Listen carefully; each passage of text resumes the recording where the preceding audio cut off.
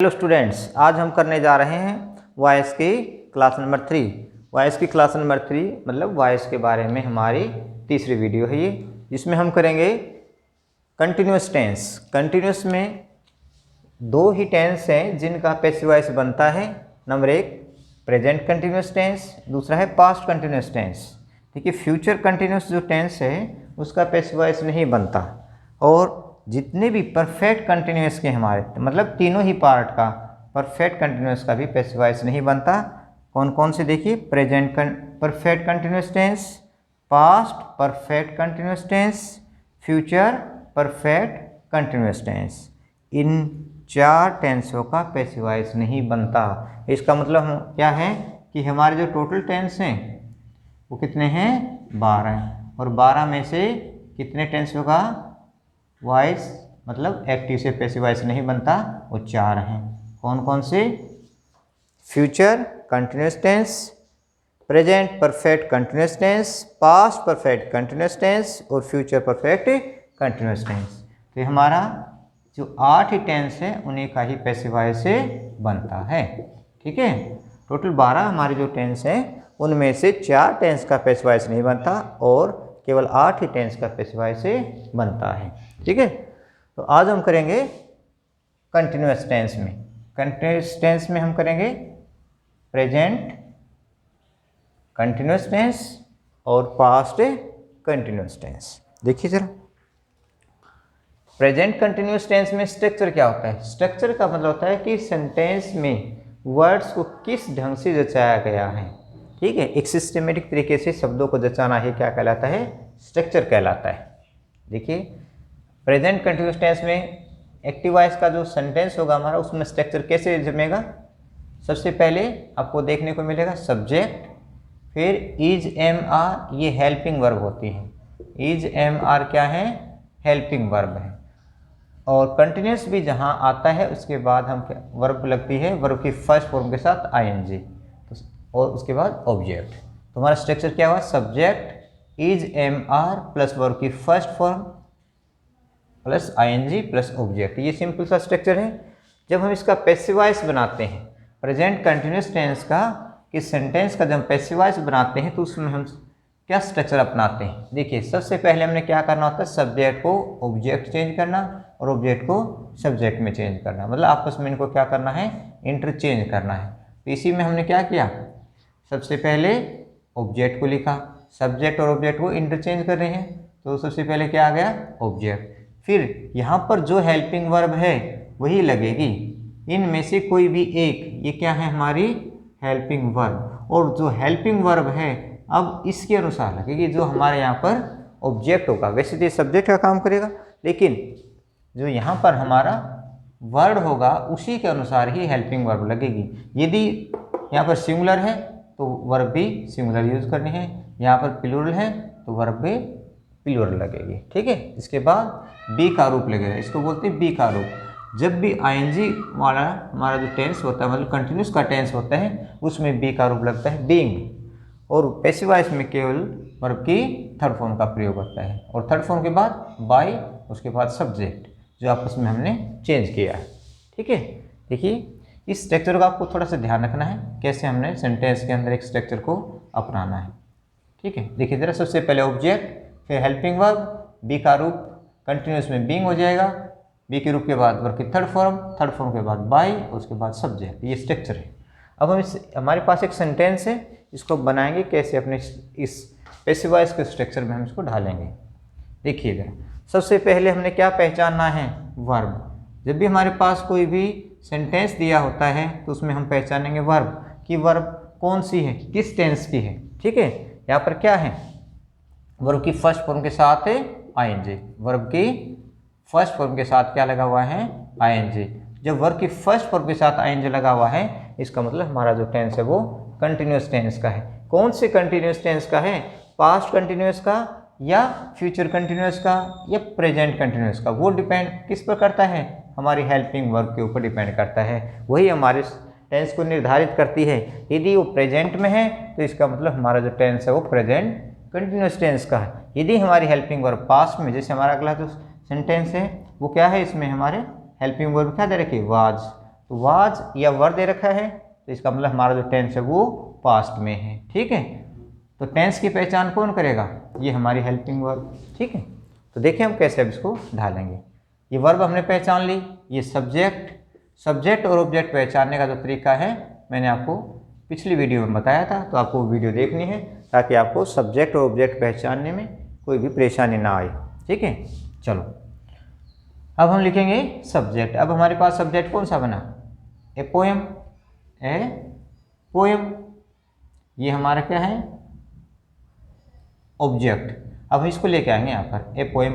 इसके बाद क्या लगाएं हम? हेल्पिंग वर्ब लगाएंगे। हेल्पिंग वर्ब जैसे मैंने कहा था कि हमारे यहाँ पर जो वर्ड आता है, जो ऑब्जेक्ट हमारा होता है, उसी के अनुसार ही लगेगी हेल्पिंग वर्ब। सिंगुलर है तो सिंगुलर हेल्पिंग वर्ब। ठीक है, ए पोएम सिंगुलर है इसलिए क्या लग गया? इज। उसके बाद बी का रूप being. A poem is being, जो हमारी मेन वर्ब यहाँ पर दी होती है जिसके बाद आईएनजी लगा होता है, उसको हमने क्या बनाना है? वर्ब की थर्ड फॉर्म। तो राइट है यहाँ पर या राइटिंग है, इसको हम क्या बनाएंगे? थर्ड फॉर्म में। Write, wrote, written. Write, wrote, written, ये थर्ड फॉर्म जो है वर्ब की जो थर्ड फॉर्म है वो पैसिव वॉइस में हमेशा ही प्रयोग होती है। इसके लिए आपको क्या करना पड़ेगा? वर्ब की जो थर्ड फॉर्म है उनको अच्छे से याद करना पड़ेगा ताकि कोई भी गलती ना हो। ठीक, ये हमने लिखी है वर्ब की थर्ड फॉर्म, और थर्ड फॉर्म के बाद हम क्या लगाएंगे? वाई। अब हमारा सब्जेक्ट, हमने क्या रखना है? सब्जेक्ट। कहाँ है हमारा सब्जेक्ट? ये आई का हमने कौन सा रूप लगाना है? ऑब्जेक्टिव। तो आई का क्या बन जाएगा? Me. Poem is being written by me. ठीक है, नेक्स्ट सेंटेंस देखिए। उसी प्रकार से हमने क्या पहचानना है? वर्ब, फिर सब्जेक्ट, फिर ऑब्जेक्ट। हमारे पास तीन चीज़ें होनी चाहिए, वर्ब, सब्जेक्ट, ऑब्जेक्ट, क्योंकि हमने सब्जेक्ट और ऑब्जेक्ट को क्या करना है? आपस में चेंज करना, इंटरचेंज करना है। तो यहाँ पर हमारा ऑब्जेक्ट क्या है? His time, his time. देखिए जो टाइम होता है वो उसके साथ हमेशा सिंगुलर वर्ब लगती है। ठीक है, क्योंकि वो अनकाउंटेबल के लिए प्रयोग किया जाता है या अनकाउंटेबल में होता है। तो यहाँ पर सिंगुलर वर्ब कौन सी होगी? इज, एम, आर में से इज। His time is. उसके बाद बी का रूप क्या लगेगा? Being. His time is being. अब यहाँ करेंगे वर्ब की, यहाँ पर जो फर्स्ट फॉर्म के साथ एनजी लगी है उसको क्या बनाएंगे हम? वर्ब की थर्ड फॉर्म में। तो waste, wasted, wasted, waste, wasted, wasted. ठीक है, वेस्टेड। इसके बाद हम क्या लगाएंगे हम? बाय। बाय के बाद हमारा सब्जेक्ट। यहाँ पर सब्जेक्ट क्या है? ही, लेकिन हम इसको क्या लगाएंगे? ऑब्जेक्ट के रूप में। तो ही का क्या बन जाएगा? हिम। बिल्कुल ये आसान है। यदि आपको थोड़ा सा स्ट्रक्चर का ध्यान नहीं जाता है तो सेंटेंस को कैसे जचाया जाता है आपको बिल्कुल भी ये दिक्कत नहीं रहेगी समझने में। नेक्स्ट देखिए, past continuous tense. Past continuous tense का जो सेंटेंस होता है उसका स्ट्रक्चर कैसे होता है? कैसे सेंटेंस में वर्ड्स को जचाया होता है? सबसे पहले सब्जेक्ट, फिर हमारी हेल्पिंग वर्ब और वर्ब की फर्स्ट फॉर्म के साथ आईएनजी और फिर ऑब्जेक्ट। ठीक है, सेम स्ट्रक्चर है। सब्जेक्ट, हेल्पिंग वर्ब, वर्ब की फर्स्ट फॉर्म के साथ आईएनजी। आईएनजी क्यों लगा? क्योंकि हमारा टेंस कौन सा है? कंटिन्यूअस टेंस है। फिर उसके बाद ऑब्जेक्ट। अब इसको हम पैसिव वॉइस का स्ट्रक्चर में डालेंगे। कैसे? सबसे पहले क्या लिखें? ऑब्जेक्ट, फिर उसके बाद हेल्पिंग वर्ब, वाज या वर, फिर उसके बाद बीइंग और वो की थर्ड फॉर्म के बाद बाय, उसके बाद सब्जेक्ट। सभी जो सिंपल सेंटेंस होते हैं एक्टिव से पैसिव वॉइस बनाते समय स्ट्रक्चर लगभग सेम ही रहता है। अंतर कहाँ पड़ जाता है? हमारे बी के रूप में या हेल्पिंग वर्ब में। ठीक है, वो किस पर आधारित होता है? वो हमारे टेंस पर आधारित होता है कि हमारी हेल्पिंग वर्ब कौन सी लगेगी या बी का रूप कौन सा लगेगा। वो टेंस के आधार पर चेंज होता रहता है, लेकिन बाकी स्ट्रक्चर क्या है वो कॉमन ही होता है। ठीक है, लिखिए हमारे पास सेंटेंस है, he was telling a lie. He was telling a lie. सबसे पहले हम किसको पहचानेंगे? वर्ब को। ये हमारी वर्ब हो गई। फिर सब्जेक्ट को पहचानेंगे और फिर ऑब्जेक्ट। तीन ही चीज़ें तो हमें देखनी है, सब्जेक्ट, वर्ब और ऑब्जेक्ट। अब इसको हम अपने स्ट्रक्चर के अनुसार लिखेंगे। हमारे पास इस सेंटेंस में ऑब्जेक्ट हमने क्या लिखा है? ए लाई, ए लाई। ठीक है, लाई का मीनिंग होता है झूठ बोलना। अब लाई क्या है, सिंगुलर है, तो इसके साथ हम क्या लगाएंगे, कौन सी हेल्पिंग वर्ब लगेगी हमारी, वाज है वर्ब में से एक, तो सिंगुलर के साथ क्या लगता है, वाज। ठीक है, ए लाई वाज, फिर बी का रूप क्या लग जाएगा, being. A lie was being. देखो जैसे यहाँ पर स्ट्रक्चर वैसे हम लिख रहे हैं, हमने कुछ भी चेंज नहीं किया है। ठीक है, देखिए जरा, ए लाई वाज बीइंग। अब यहाँ पर वर्ब की थर्ड फॉर्म हमने लगानी है, तो वर्ब की जो यहाँ पर फर्स्ट फॉर्म के साथ जो आईएनजी लगा हुआ है, फर्स्ट फॉर्म के साथ जो आईएनजी लगा हुआ है उसी के हमने क्या बनानी है, थर्ड फॉर्म लगानी। तो टेल, टेल को क्या बन देंगे हम थर्ड फॉर्म में, तो क्या बन जाएगा, told. Tell told told, tell told told. ठीक है, टोल्ड हो गई। वर्ब की थर्ड फॉर्म के साथ बाद हम क्या लगाएंगे, बाय। फिर सब्जेक्ट, हम यहाँ देखेंगे हमारा सब्जेक्ट क्या है, ही को हम क्या करेंगे, ऑब्जेक्टिव केस बनाएंगे, ही का क्या बन जाएगा, हिम। ठीक है, नेक्स्ट देखिए, दे वर बीटिंग सोहन, वे सोहन को बीट रहे थे। सबसे पहले वर्ब को देखेंगे, फिर सब्जेक्ट को, और फिर ऑब्जेक्ट को। ठीक है, हमने तीनों चीज़ ढूंढ ली है जो हमारे पैसिव वॉइस के लिए आवश्यक है, सब्जेक्ट, वर्ब और ऑब्जेक्ट। इसी ढांचे में हम इसको लिखेंगे। सबसे पहले क्या लिखें, ऑब्जेक्ट। ऑब्जेक्ट हमारे पास क्या है, सोहन। अब सोहन सिंगुलर है तो इसके साथ क्या लगाएंगे, वाज, सोहन वाज। इसके बाद बी का रूप क्या गया, बीइंग। कंटिन्यूस में हमेशा बी का रूप क्या लगता है, बीइंग लगता है। ठीक है, सोहन वाज बीइंग। अब वर्ब की जो यहाँ पर फर्स्ट फॉर्म के साथ आईएनजी है उसको हम किससे बदलेंगे, थर्ड फॉर्म में। तो बीट की थर्ड फॉर्म क्या हो जाएगी, बीटन। क्या हो गई, बीटन, थर्ड फॉर्म हो गई। थर्ड फॉर्म के बाद क्या लगाएं हम, बाय, और बाय के बाद ऑब्जेक्ट। मतलब यहाँ से हम उसको उठाएंगे, या तो है सब्जेक्ट, लेकिन हम उधर ले जाएंगे इसको। सब्जेक्ट का क्या बन जाएगा, ऑब्जेक्ट का काम करेगा, ऑब्जेक्टिव केस बनाएंगे इसको हम। दे का क्या बन जाएगा, देन। दे का बन गया ऑब्जेक्टिव केस देन। देखिए इस प्रकार से हमने क्या बनाया, Sohan was being beaten by them. ठीक है, ये हमारे वो टेंस हैं, वो चार टेंस है जिनका पैसिव वॉइस से नहीं बनता है। कौन कौन से, एक बार फिर रिपीट कर देता हूँ। फ्यूचर कंटिन्यूस टेंस, इसका भी पैसिव वॉइस से नहीं बनता। ये इस तरह का स्ट्रक्चर मिलेगा आपको।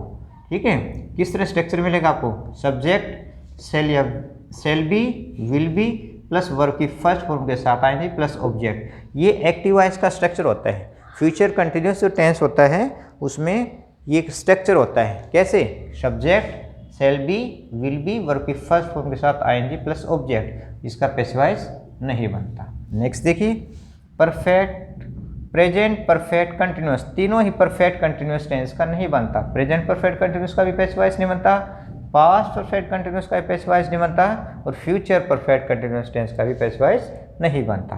तो इसमें स्ट्रक्चर देखिए, प्रेजेंट परफेक्ट कंटिन्यूस टेंस में हमारा जो सेंटेंस का स्ट्रक्चर कैसे मिलेगा, कैसे हम पहचानेंगे कि हमारा जो सेंटेंस है वो प्रेजेंट परफेक्ट कंटिन्यूस टेंस का है। तो इसलिए हमें थोड़ा सा स्ट्रक्चर का ध्यान रखना है, कैसे हमें सेंटेंस मिलेगा हम उसमें ये चीज़ देख सकते हैं। सबसे पहले सब्जेक्ट, फिर हैज़ बीन या हैव बीन। सिंगुलर के साथ क्या मिलेगा, हैज़ बीन, प्लूरल के साथ हैव बीन, और वर्ब की फर्स्ट फॉर्म के साथ आईएनजी, फिर ऑब्जेक्ट, फिर सिंस या फॉर। ये सिंस या फॉर लगता है इस टेंस के अंदर। ठीक है, और फिर उसके बाद होता है टाइम। जैसे हमें कोई भी सेंटेंस कहते हैं, बच्चा 10 मिनट से खेल रहा है। ठीक है, child has been playing since, sorry सुबह से होगा तो सिंस, मॉर्निंग 10 मिनट से है तो फॉर 10 मिनट्स। ठीक है, the child has been playing for 10 minutes.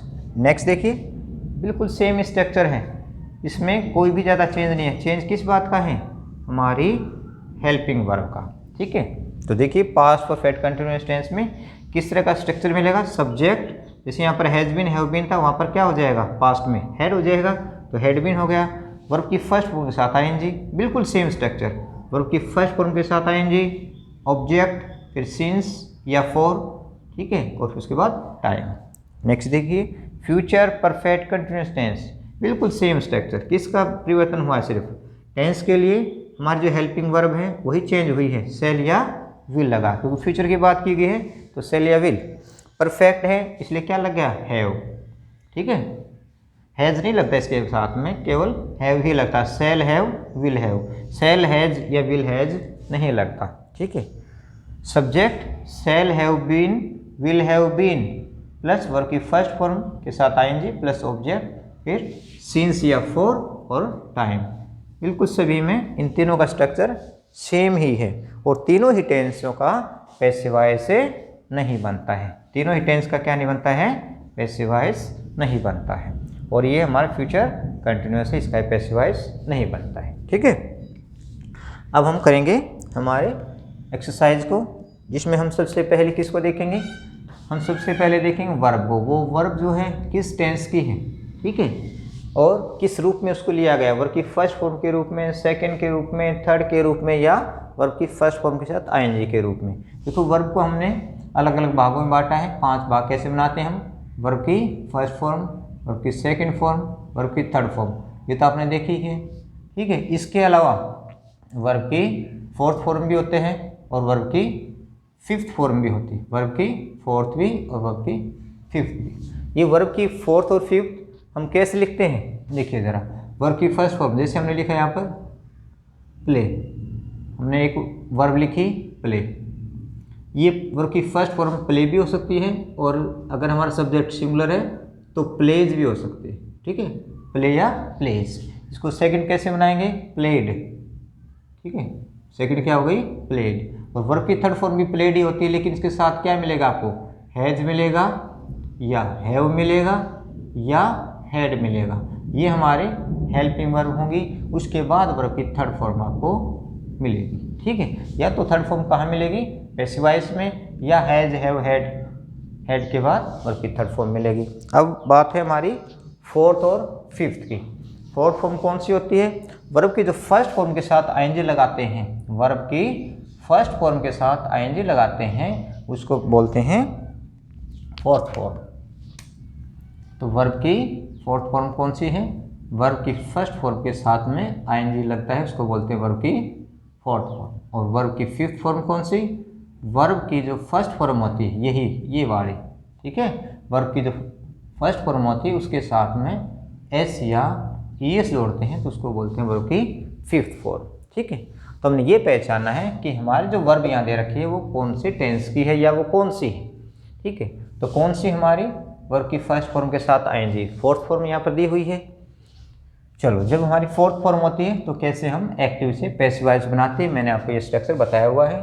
ठीक है, कैसे हमारे सेंटेंस का स्ट्रक्चर पाएगा, एक्टिव में कैसे होगा, उसको पैसिव में कैसे चेंज करना है। तो हमने क्या पहचान ली? ये वर्ब है। ठीक है, वर्ब की फर्स्ट फॉर्म के साथ क्या लगे हुए हैं? आईएनजी। उसके बाद सब्जेक्ट, सब्जेक्ट हमें पता है, ऑब्जेक्ट का पता है। ठीक है, सब्जेक्ट और ऑब्जेक्ट का पता लगाने के लिए हम क्या करते हैं? हमारी जो वर्ब यहाँ दी होती है उसी से हमने क्या प्रश्न पूछना होता है? व्हाट या हुम का। कौन सा प्रश्न पूछेंगे हम? व्हाट या हुम का। यदि हम वर्ब से प्रश्न पूछते हैं, कौन सा? व्हाट या हुम। व्हाट या हुम का प्रश्न जब पूछते हैं, ठीक है, व्हाट या हुम का प्रश्न जब पूछते हैं हम, और उसके आंसर में उसका जो उत्तर आता है वही हमारे क्या होता है? ऑब्जेक्ट होता है। ठीक है, फिर देखिए एक बार, वर्ब से जब हम व्हाट या हुम का प्रश्न पूछते हैं, व्हाट या हुम का प्रश्न पूछते हैं, तो उसके उत्तर में जो भी वर्ड आता है वही हमारा क्या होता है? ऑब्जेक्ट होता है। जैसे हमारे पास क्या है? ड्राइविंग, वर्ब क्या है? ड्राइविंग। शी इज ड्राइविंग, वह चला रही है। अब यहाँ पर प्रश्न क्या करेंगे? व्हाट, क्या चला रही है, तो उसका आंसर क्या आया? ए कार। ठीक है, इस प्रकार से हम ऑब्जेक्ट को पहचानेंगे। अब नेक्स्ट बात, हम सब्जेक्ट को पहचानने के लिए क्या करेंगे? हमारी जो वर्ब है उसी से हम कौन सा प्रश्न पूछेंगे? हु का। वर्ब से कौन सा प्रश्न पूछना है? हु का। और हु के जवाब में, ठीक है, हु के प्रश्न के जवाब में, हु का जो प्रश्न होता है उसके जवाब में जो आता है वही हमारा क्या होता है? सब्जेक्ट होता है। ठीक है, हु के प्रश्न के जवाब में जो वर्ड आता है वही हमारा क्या होता है? सब्जेक्ट होता है। तो अब हमने क्या देखा यहाँ पर? हम पूछेंगे who is driving A car, car कौन चला रहा है, उसका आंसर क्या आएगा? सी। इसका मतलब ये हमारा सब्जेक्ट है। ठीक है, और ये वर्ब की फर्स्ट फॉर्म के साथ आईएनजी दी हुई है और हमने ये ऑब्जेक्ट पहचान लिया। तो तीनों चीज़ों का हमें जब पता चल जाता है तो पैसिव वॉइस बनाना बिल्कुल ही आसान है। स्ट्रक्चर के अनुसार हम इसको रखेंगे। कैसे रखेंगे, देखिए ज़रा, हमारे पास क्या स्ट्रक्चर है। सबसे पहले किसको रखेंगे, ऑब्जेक्ट को। तो ऑब्जेक्ट हमारा क्या है यहाँ पर, ए कार, ठीक है। अब इसी के अनुसार हमारी हेल्पिंग वर्ब लगेगी। ए कार सिंगुलर है तो हम क्या लगाएंगे, इज, ठीक है। ए कार इज, फिर बी की फॉर्म क्या लग गई, being, A car is being. फिर जो यहाँ पर मेन वर्ब है उसको हम क्या बनाएंगे, वर्ब की थर्ड फॉर्म बनाएंगे। तो ड्राइव, ड्रो, ड्रिवन, DRIVEN, ठीक है। ड्राइवन, बाय, थर्ड फॉर्म के बाद क्या लगाए हम, बाय। सी का क्या बन गया, हर, सी का बन गया हर।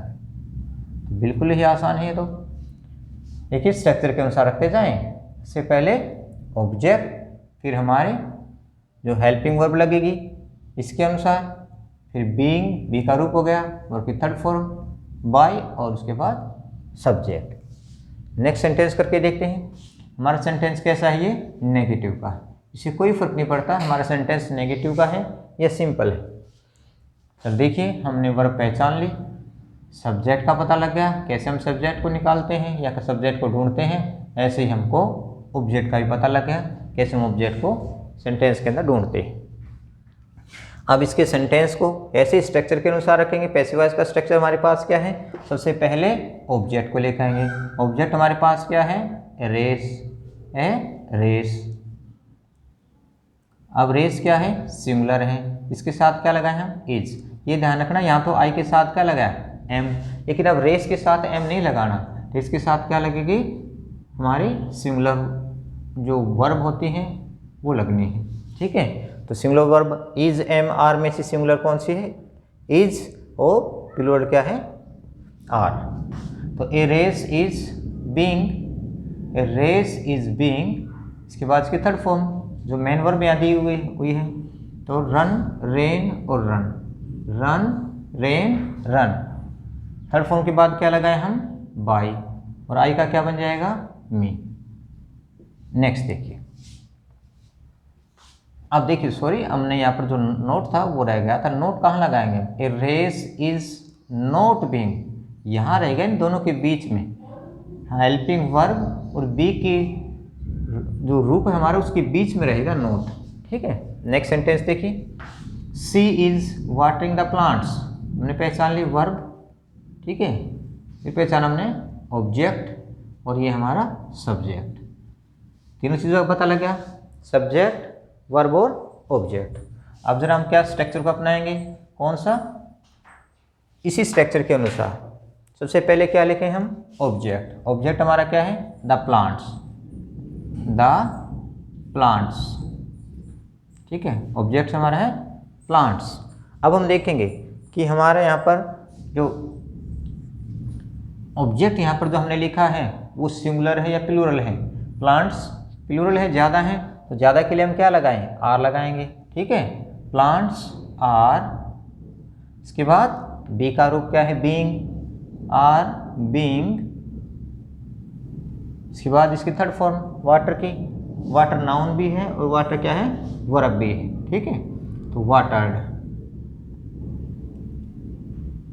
देखिए जरा, the plants are being watered. Third form के बाद क्या लगाएं, बाय। थर्ड फॉर्म के बाद क्या लगाएं, बाय, और सी का ऑब्जेक्टिव केस क्या बन जाएगा, हर, ठीक है। The plants are being watered by her. Next sentence देखिए, वर्ब को पहचानेंगे हम, वाज ड्रिंकिंग, फिर सब्जेक्ट को पहचानेंगे, फिर ऑब्जेक्ट को पहचानेंगे। तीनों चीज़ों का हमें पता है, ये वर्ब है, ये क्या है, वर्ब, ये सब्जेक्ट और ये ऑब्जेक्ट। अब देखेंगे हमारा जो टेंस है वो पास्ट कंटिन्यूस टेंस का है। कौन से टेंस का है, past continuous tense. Past continuous tense में क्या आता है, वाज या वर प्लस वर्ब की फर्स्ट फॉर्म के साथ आईएनजी। अब उसी के अनुसार ही हम स्ट्रक्चर में देखेंगे कैसे हम इसको लिखेंगे। तो सबसे पहले किसको लिखें, ऑब्जेक्ट को।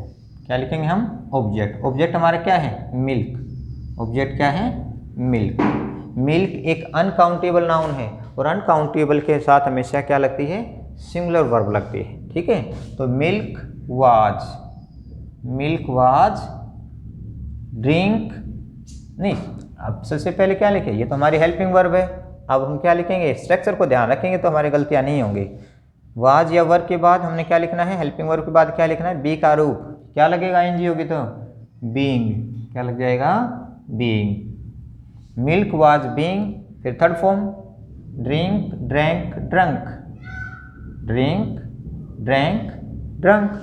Milk was being drunk, third form के बाद बाय और द कैट को हमने इसको चेंज नहीं करना, नाउन को हमने क्या नहीं करना, चेंज नहीं करना, ठीक है।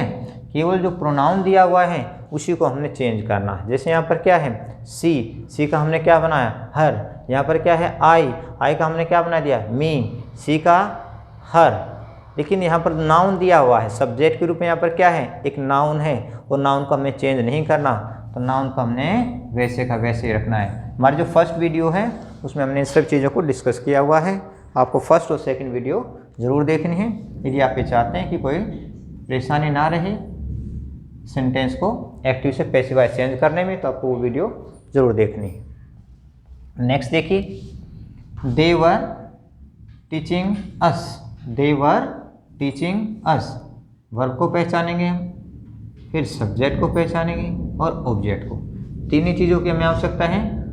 दे क्या होगा हमारा सब्जेक्ट, और ये हमारे वर्ब, और ये अस क्या है, ऑब्जेक्ट। अब देखें इसको हम स्ट्रक्चर में रखेंगे। सबसे पहले क्या लिखें, ऑब्जेक्ट। ऑब्जेक्ट हमारा क्या है, अस।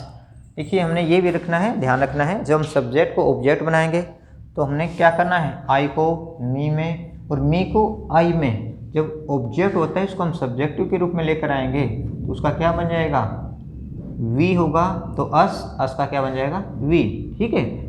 तो ज़रा देखें हमारे पास क्या है, अस है, अस को हमने क्या बनाना है, अब सब्जेक्टिव केस में रखना है, तो क्या बन जाएगा, वी, क्योंकि यहाँ पर क्या था, ये ऑब्जेक्ट था। ऑब्जेक्टिव का हमने क्या बनाना है, सब्जेक्टिव केस में, ठीक है। तो अस नहीं लिखना है, यहाँ पर क्या लिखेंगे, वी।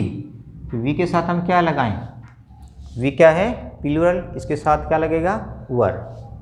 तो वी वर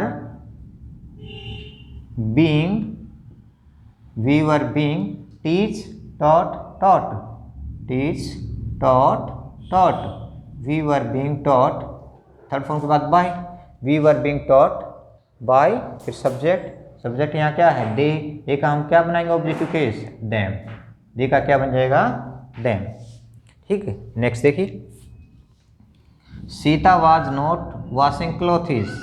वर्ब को पहचानो, ठीक है, वाज और इसमें नेगेटिव हमारा नोट लगा हुआ है, नॉट वॉशिंग क्लॉथ्स, ये हमारे क्या है, वर्ब, और ये सीता सब्जेक्ट और क्लॉथ्स ऑब्जेक्ट, ठीक है। अब हम स्ट्रक्चर के अनुसार इसको रखेंगे, कैसे, ऑब्जेक्ट को लेकर आएंगे आगे। ऑब्जेक्ट हमारे पास क्या है, क्लॉथ्स, ऑब्जेक्ट है क्लॉथ्स, ठीक है। देखो क्लॉथ्स प्लूरल है तो क्या लगाएं, हमारी हेल्पिंग वर्ब, वर। क्लॉथ्स वर नेगेटिव है तो अपने क्या करना, इसके साथ ही नोट रखना इसको, ठीक है। जैसे हमने यहाँ पर किया था, इज नॉट बीइंग, ऐसे हमने यहाँ करना है। वाज नॉट है तो इसको हमने इकट्ठा ही रखना है, वाज नॉट। जैसे यहाँ पर क्या था, एम नॉट, हमने क्या बनाया इसको, इज नॉट, ऐसे रखा है, तो इकट्ठा रखना, इसको अलग अलग नहीं रखना। तो वर नॉट, उसके बाद क्या लगाए हैं, बीइंग, बी का रूप क्या लग जाएगा, बीइंग, और वास्ट की third form, vast, vast, third form के बाद क्या लगाए हम, बाई। अब हम ऑब्जेक्टिव केस भी क्या बनाएं, सीता, सीता का तो ऑब्जेक्टिव क्या बनेगा, नाउन है, नाउन का तो ऑब्जेक्टिव केस नहीं है, क्या बनेगा, वैसा का वैसा हम उसको लिखेंगे, ठीक है। क्या लिखेंगे हम इसको, सीता।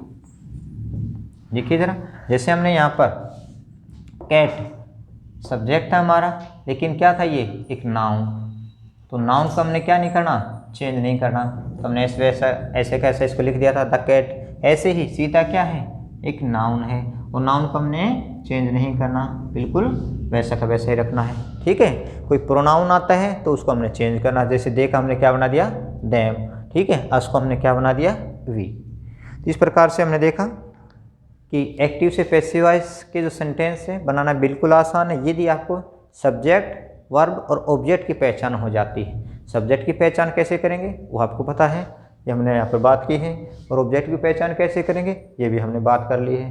तो आपको बिल्कुल ही आसानी से समझ आ जाएंगे यदि आपको 3 चीज़ें सेंटेंस में आप ढूंढ लेते हैं तो। ठीक है, नेक्स्ट वीडियो हम करेंगे वो परफेक्ट टेंस के बारे में करेंगे, परफेक्ट के तीनों ही पार्ट में करेंगे। तो जल्दी आपके सामने हम लेकर आएंगे वो वीडियो भी।